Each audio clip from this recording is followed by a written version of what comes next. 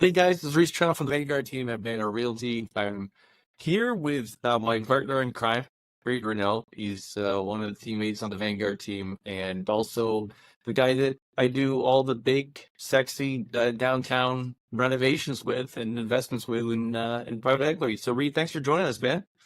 Yeah, absolutely. Guys, this is going to be a monthly, early in the month report on what we see with the stats. This is not going to be like other people just regurgitating the stats all the time.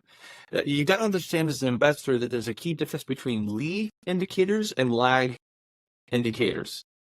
And what you'll see in all these videos is everybody just talks about lag indicators, like what's already happened, right? Well, once something's already happened, and you're competing against those few investors that know how to anticipate what's going to happen because of the lead measures that they are measuring.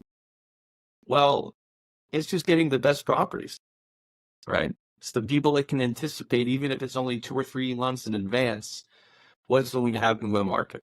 All right. So Reed and I are going to sort of teach you guys what Tim and I do when we're looking to invest with our merchant bank partners and what we're telling our repeat clients. So if you haven't worked with us before, here's your difficulty. You don't fully trust us because you don't fully know us, and that's totally natural. You're competing against repeat clients of ours that are already worth millions or, the high hundreds of thousands at the worst. They already made a lot of money with us. So then when we say, these are the lead measures, this is what's going to happen over the next 3 or 4 months, they already know from working with us for 3, 4, 5, 10 years. Yeah, okay, yeah. All right, good listening. So for the new people, I want you to watch this video, that haven't worked with us before. I want you to watch this video and just pretend like you trust us 100% for that 10 to 12 minutes that we're going to talk, right? And I promise I'm going to let Reed talk too. I promise. I think. I have my fingers crossed, so, hey, you can't see us, right? We'll see how it goes. All right, why don't we get into the Windsor Real Estate Board stats, Reed? Why don't we do that? So here is the basic summary, guys.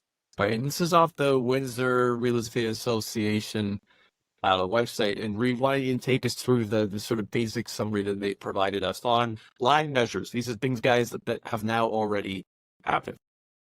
Yeah, absolutely. So as Reese mentioned, these are lag measures here, but these are an indicator of where the market is going in early 24. So we're seeing new listings 659, up almost 4%.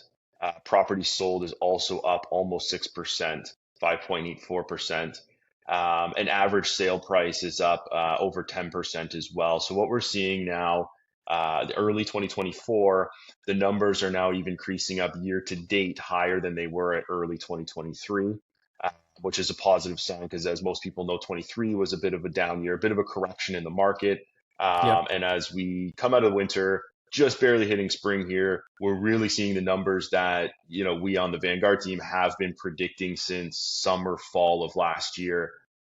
So these are good stats to see. And then again, Reese and I will talk a little bit later about why some of these metrics are not the be all and end all for us, and where you guys can spend your time looking instead of here. You just nailed it, man, that these aren't the be all end all metrics at all. In fact, median sale price is much more accurate than average sale price. And we're going to show you why in a little bit as well. The other thing that this doesn't show, these summary stats, is let's just test read here for a second, because that's you look at the new listings sort of over here, right? You're talking about year over year, right? So you said, oh, they're 4% higher than last year in February. But read what happened in January this year, bud, with listings. The listings in January were up, and they were up even higher in February from January to February. Yeah, yeah. So there was 420 new listings in December, guys. And then January, we would have anticipated, because it's December and January, they're pretty similar. They're called bleak months where people aren't doing as much in the real estate market. They're seasonal lulls. They're natural. So, okay, 420 new listings in December, great. All right, we'll probably get about 480 in January. We got 1,200. At 1,200 new listings in January. And Reed and I both went, oh, wow. And people don't realize what that means. So the biggest problem in the market and why you've seen these lulls is not because the buyers have disappeared. There are way more buyers than there are listings. What happened is that you've got, okay, I'll give you an example. I'll paint the picture here. Think about the baby boomers that can no longer navigate the stairs of a two-bedroom house, a two-story house, and all the kids are gone. They're in university or they got jobs now, they got married, so they're empty nesters, and a two-story house is way too big for them, and they can't do the stairs anymore because the husband's got a hip replacement. All right, they're still in that house. They don't want to be in their house anymore. They want to be in a ranch with those stairs, and it's a smaller square footage. They want to downsize. They can't because there's nothing for them to buy, right? Well, as soon as you have an anomaly, like a positive, a very good anomaly like January, where you have 1,200 listings that hit the market instead of 400, what you're doing is you're now greasing the wheel to move through 2024, right? So you just added 800 listings, right? Which is literally about 1% of the housing stock in Windsor, right? All in 1 month. And nobody was anticipating it. And so what happens now is all those people that couldn't move now have something to move into, right? So the baby boomers, they sell their house and they move into the race ranch. Well, now they got to sell their bigger house, right? Well, Johnny and his wife Matilda that have 4 kids, they'd be waiting for a house like that. It's big enough for 4 kids. They'd be bump betting. All right, they buy that house.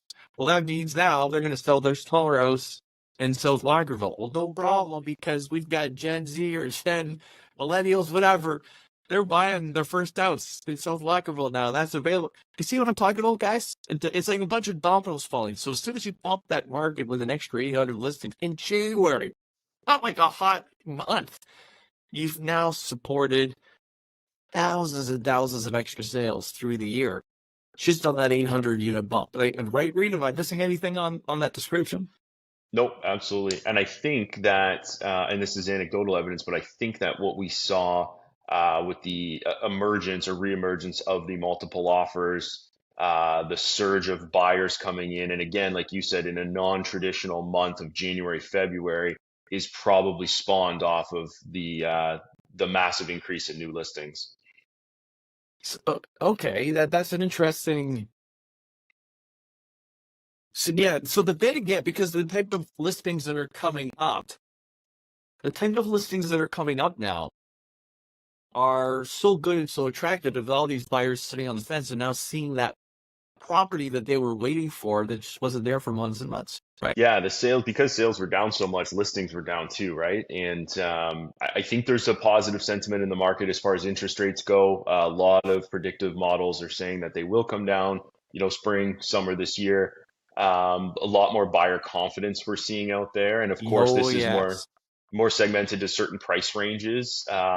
But, even with a surgence of that many new listings, certain price ranges are now seeing multiple offers come back, which is something we didn't really see for most of 2023, or at least the second half of 2023.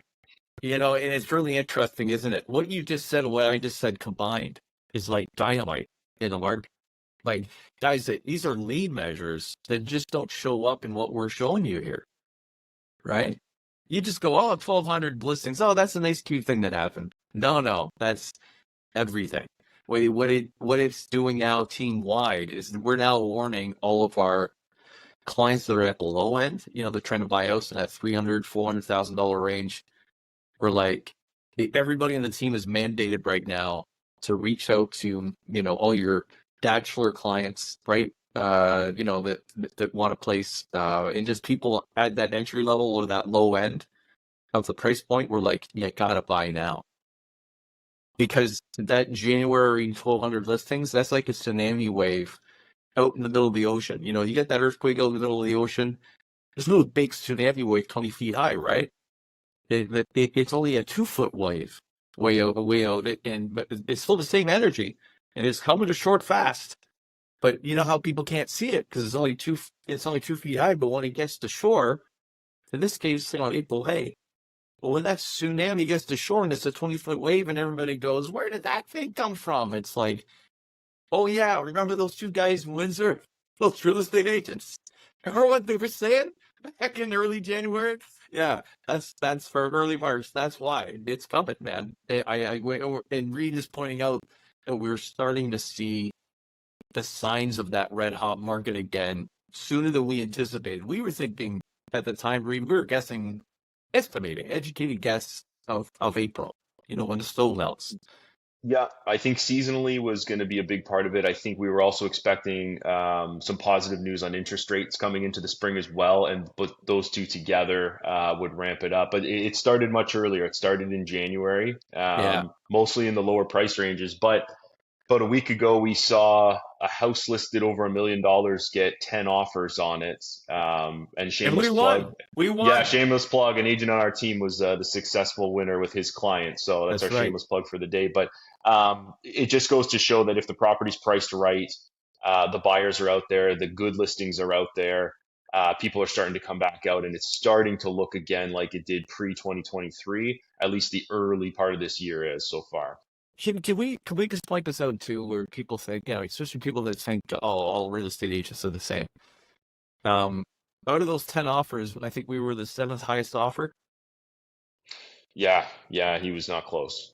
There were six offers higher, guys, and we won. The week before that, the highest offer did not win either. The second highest offer won, and we won. And you're probably going, well, how? Right? Uh, there are very, very astute differences between the great salespeople in this industry and everybody else. You know, if you can compare sales to artists, the people that we have on our real estate team are painting masterpieces, and they're competing against a lot of people that are finger painting. I don't want to be derogatory, but that's the truth, right? So when you have the seventh highest offer on $1 million property and you win, I want you guys to understand the difference.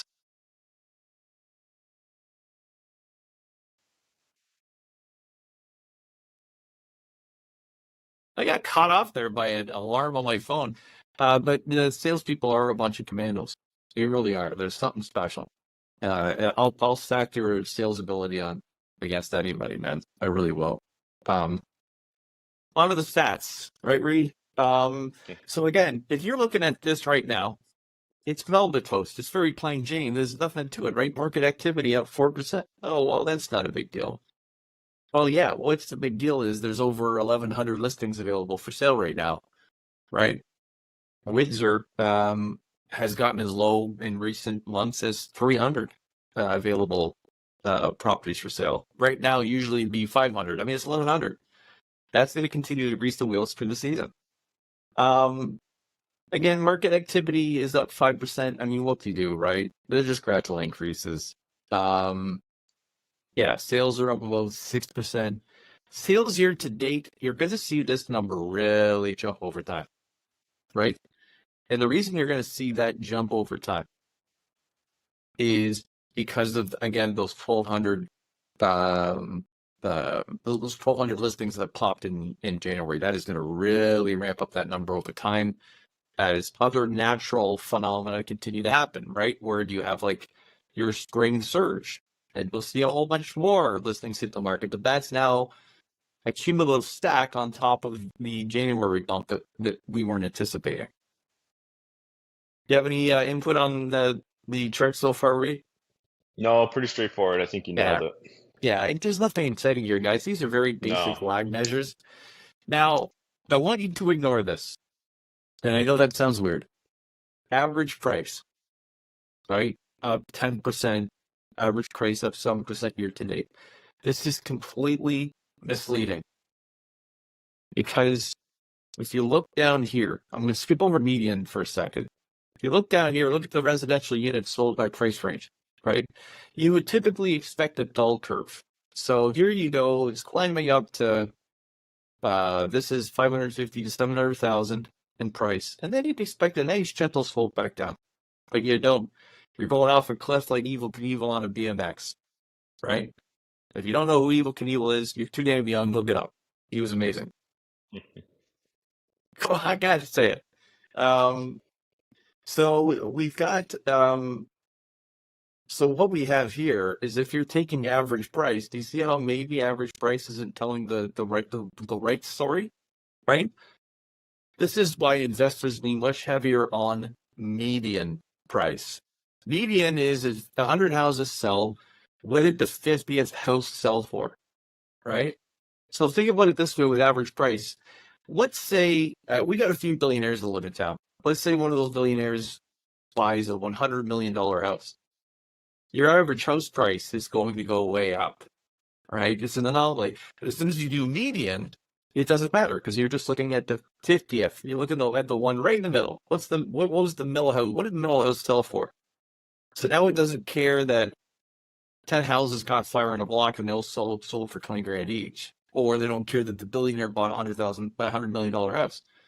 They just care about the middle. So let's take that information now and go back to the median price for the year and the median price for February. Look at that.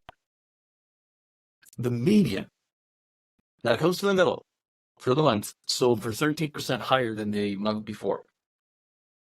That's a lot. And I really hope that doesn't continue because that's a lot for 30 days, right? Ready? Yeah, absolutely. I mean, if we continue to see that through the year, affordability is going to be a real issue. And again, I think that's why we're pushing a lot of clients on the lower end to jump in now in the event that that does continue to climb. Maybe not at 13%, but even if it increases at 5%, you're very Yeah. going to quickly be out of the market. So if you are somebody who is in the lower price ranges, as you look at this chart, if you're in the 400 below, even 500 and below, and I'd push that up even higher if there is an announcement on the interest rates coming down. Purchasing power will increase for a lot of buyers sooner than later in this year. Looking at the trends right now is probably the time you want to jump in the market. Yeah. Yeah. I mean, this whole curve here, guys, is going to keep moving to the right, right, as prices go up. So your lowest sales right now are 220 to 300,000. And then 300,000, 400,000 is about it's about 100 sales total. Those aren't going to survive by the end of the year. You can maybe some of the 360 to 420 range, but a lot of that stuff to the left of that, so this sort of area here, the 300 and lower, that unfortunately is going to disappear. And this is why we're begging our clients at the low end. It's like, guys, you have the ability to buy you you got to get in the market, right? Think about if you're buying in January and then the market goes up 13%, right? And you bought a $200,000 house. Well, you're now $26,000 wealthier, right? So maybe you didn't buy the house of your dreams, but you got in the market and you didn't pay $1,000 or $1,500 in rent that month. You gained $26,000. It's a huge swing, right? And that's why I mean you got to kind of get on that wave before the wave really takes off and surf it. Then you can buy your bigger houses and your dream homes and that sort of thing, right? And the same thing goes for investors, right? If you're buying a house now and you're at that tail end, your property value is going up. Well, maybe you're renovating the place or adding an additional dwelling unit or just simply renting it out. And now you're getting that 23, 26, 50 grand property appreciation. Now you get equity to refinance with us and do it on the next property because now you've gained equity on that property. But we can't help you if you wait, right? I think I'm gonna shut her down now. And Bree, thanks for joining, man. But I really hope you guys take away from the fact that there's a tsunami wave of red hot real estate activity coming, and you want to be on the profitable side of that. You don't want to be chasing that wave. You want to be on that wave, right? So if you've been on the fence and maybe fear is keeping you from doing something, or there's another roadblock, reach out to me or Reed. We'll have a link down below to the real estate team, and just meet with our agents, talk to our agents, and you'll find out that essentially they have your best interest in mind because they want to see you get wealthy so that you buy more properties from them and they get more commissions, right? So even if you don't trust them when they say, hey, like, you know, We're gonna get this done for you. I'm rooting for you. You don't believe that stuff. Believe the profits from those commissions. We really like working with the same clients over and over and over again. So yeah, we'll always try to sell you the best properties for what you have available, and um, we're not going to sugarcoat it, right, Reed? I mean, we might be the bluntest team in Canada. Yeah, but it helps though, knowing what you have to go after, or which price range you're in, or how to do something successfully. It'll save a lot of time, a lot of pain. Yeah, we'll always treat you like gals. We'll give you the good and the bad and the ugly, and then you make your own adult decision whether that's the right choice for you or not. You know, it's that simple. I mean, we don't waste time. We don't sugarcoat things. Like you're either going to do what's in your best interest at the end of the day, or you're not. But we'll help you get there, and then you got to make that decision. I've reached Treno for the Vanguard team at Meta Realty. With me is my compatriot Reed Renault. Thanks for joining me, bud. You got it. Thanks. Until next time, guys.